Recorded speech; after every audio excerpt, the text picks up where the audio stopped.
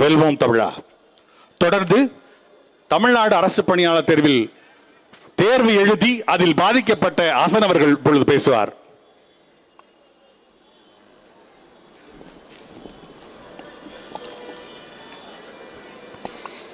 இங்கே அமர்ந்திருக்கும் அரசியல் அறிஞர்களுக்கும் கலைஞர்களுக்கும் மற்றும் இப்போராட்டத்தில் பங்கேற்றிருக்கும் போராளிகளுக்கும் மற்றும் மதிப்பிற்குரிய ஆசிரியர்களுக்கும் வணக்கம்.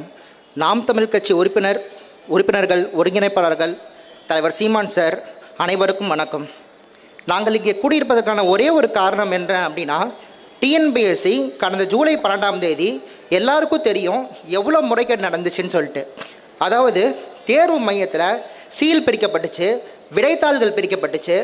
அதுக்கப்புறம் வந்து பார்த்திங்க அப்படின்னா இது மட்டும் இல்லை, நம்மளுடைய தேர்வு எப்படி கடினமாக இருந்துச்சுன்னு சொல்கிறேன் அப்படின்னு கேட்டிங்க அப்படின்னா, ஓலைச்சுவடிலேருந்து கொஷின்ஸ்லாம் எடுக்கப்பட்டுச்சு. ஓலைச்சுவடிலேருந்து கொஷின் எடுத்தால் எங்களால் எப்படி எழுத முடியும்? டிஎன்பிஎஸ்சி அப்படிங்கிறது ஒரு தனிப்பட்ட அமைப்பு அப்படிங்கிறது எல்லாருக்கும் தெரியும். அது இல்லாமல் இது அரசியல் அமைப்பால் உருவாக்கப்பட்ட அமைப்புங்கிறது நம்ம எல்லாருக்கும் தெரிஞ்ச ஒரு விஷயம். ஆனால் நம்ம அண்ணல் அம்பேத்கர் அவர்கள் வந்து பார்த்திங்க அப்படின்னா இந்திய அரசியல் அமைப்பு சாசனத்தை உருவாக்கி கொடுத்துருக்காரு. அதில் எல்லா அமைப்புகளும், அதாவது அரசியல் அமைப்பால் உருவாக்கப்பட்ட அமைப்பாக இருந்தாலும் சரி, அரசியல் அமைப்பால் உருவாக்கப்படாத அமைப்பாக இருந்தாலும் சரி, எல்லாருமே உச்சநீதிமன்றத்தோட தீர்ப்புக்கும் உயர்நீதிமன்றத்தோட தீர்ப்புக்கும் இந்திய அரசியலமைப்பு சாசனத்துக்கும் கட்டுப்படணும் அப்படின்னு சொல்லியிருக்காங்க.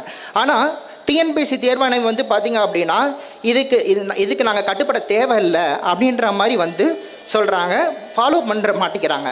அவங்களோட தவறுகளை தான் நாங்கள் சுட்டி காட்டி கேட்குறோமே தவிர வேறு எதுவும் கேட்கல. இதில் இன்னொரு முக்கியமான விஷயம் வந்து பார்த்திங்க அப்படின்னா இதுக்கான சரத்தும் இருக்குது. 141 அப்படிங்கிற சரத்து என்ன சொல்லுது அப்படின்னா, உச்சநீதிமன்றத்தோட தீர்ப்பை வந்து எவ்வளோ பெரிய அமைப்பாக இருந்தாலும் சரி, உச்சநீதிமன்றம் தான் அடிப்படை உரிமைகளின், மக்களோட அடிப்படை உரிமைகளோட காவலர் அப்படின்னு சொல்லி நம்ம சொல்கிறோம். அவங்க வந்து பார்த்திங்க அப்படின்னா இதில் தலையிட்டு இந்த பிரச்சனைக்கான தீர்வை எடுக்கணும் அப்படின்னு சொல்லி நாங்கள் கேட்டுக்கிறோம். இது மட்டும் இல்லை, இதில் வந்து பார்த்திங்க அப்படின்னா இந்த டிஎன்பிஎஸ்சி தேர்வு கடந்த ஜூலை 12ஆம் தேதி நடந்த முறைகேடுனால 2 மாணவர்கள் வந்து உயிரிழக்கப்பட்டாங்க. இந்த மாதிரி நிறைய விஷயம் நடந்திருக்கு. இதில் எங்கள் பசங்க, அதாவது சாதனையாளர்கள் எல்லாருமே வந்து ரொம்ப நல்லா படிக்கிற பசங்க தான். அவங்க எல்லாருமே எல்லா கோரிக்கையும் எந்தெந்த முறையில் அறவழியில் போராட்டம் பண்ண முடியுமோ போராட்டம் பண்ணிட்டாங்க. இதிலும் ஒரு கடைசி வாய்ப்பாக எங்களுக்கு அமைஞ்சிருக்கு. இந்த மேடையிலையும் நாங்கள் வந்து கோரிக்கையை கேட்டுக்கிறோம். ஏன்னா இந்த முறைகேடுகள்லாம் உச்சநீதிமன்றம், உயர்நீதிமன்றம், நீதியரசர்கள் எல்லாரும் சேர்ந்து இந்த இதில் ஒற்றுமையாக இருந்து எங்களுக்கு தீர்வை தேடி தரணும் அப்படின்னு சொல்லி நாங்கள் கேட்டுக்கிறோம். வேறு எதுவும் எங்களுக்கு இங்கே வந்து நாங்கள் கேட்கல. அது மட்டும் இல்லை, இதில் இன்னொரு முக்கியமான விஷயம் என்னென்னு கேட்டிங்க அப்படின்னா, டிசேபிள் பர்சன்ஸ் அப்படின்னு சொல்லுவாங்க. அதாவது வந்து பார்த்திங்க அப்படின்னா ஊனமுற்றோர் மற்றும் மாற்றுத்திறனாளிகள், அவங்களுக்கு வந்து பார்த்திங்க அப்படின்னா முதல் தளத்தில் வந்து என்ன பண்ணணும் அப்படின்னா அலாட் பண்ணுவாங்க. எப்படின்னா உங்களுக்கு வந்து பக்கத்துலேயே வந்து சென்டர் போடுவாங்க, அங்கே போய் எக்ஸாம் எழுதுகிற மாதிரி போடுவாங்க. ஆனால் இப்போ வந்து பார்த்திங்கன்னா ரொம்ப தொலைவாக போடுறாங்க. அதுக்கப்புறம் வந்து பார்த்திங்க அப்படின்னா இதெல்லாம் நாங்கள் சொன்னால் நாங்கள் வந்து இதுக்கு எங்களுக்கும் சம்மந்தம் இல்லை அப்படின்ற மாதிரி இருக்காங்க. இப்போ வரைக்கும் இன்னும் ஒரு அறிக்கை கூட வெளியிடல. இதெல்லாம் நாங்கள் வந்து அந்தந்த மாவட்டத்தில் அந்தந்த மாணவர்கள் என்ன பண்ணாங்க அப்படின்னா மனுவாக கொடுத்தாங்க. இன்னும் சொல்லப்போனால் பிரசிடெண்ட் அவங்களுக்கு மனு கொடுத்தாங்க, பிரைம் மினிஸ்டருக்கும் மனு கொடுத்தாங்க. அது இல்லாமல் டிரான்ஸ்லேஷனில் தவறு இருந்த காரணத்தினால நேஷ்னல் ஹியூமன் ரைட்ஸ் கமிஷன், அதாவது வந்து பார்த்திங்கன்னா மனித உரிமை ஆணையத்தில் வந்து கம்ப்ளைண்ட் கொடுத்தாங்க. இது எல்லாமே செஞ்சுட்டாங்க. இதை தான் ஒரு கடைசி வாய்ப்பாக வந்து நாங்கள் வந்து கோரிக்கையாக முன்வைக்கிறோம். இதில் நிறைய பிரச்சனைகள் இருக்குது. இதில் வந்து பார்த்திங்க அப்படின்னா 20க்கும் மேற்பட்ட கோரிக்கைகள் இருக்குது.